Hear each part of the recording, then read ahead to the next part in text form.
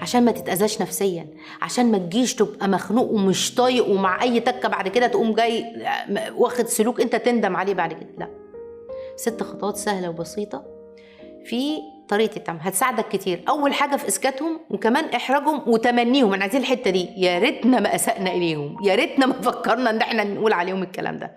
وانت هادي وعامل دماغ بيس تمام جدا مع نفسك واتزان انفعالي وذكاء وجداني، حلو الحاجات دي نفسنا كلنا، ده مهاره. اوعي تنسوا اللي قلنا اول الحلقه، مهاره يعني سهل اكتسابها والتعود عليها. اول خطوه قبل ما نقول عاوزك تركز كده في الموقف اللي فعلا عدت عليك وضايقتك وتم احراجك فيها وحرق دمك فيها، بس انت ما ردتش ولا اخدت موقف وتكررت الاهانات بعدها 5 6 7 مواقف، وبعدين اكتب كان ممكن ترد بايه.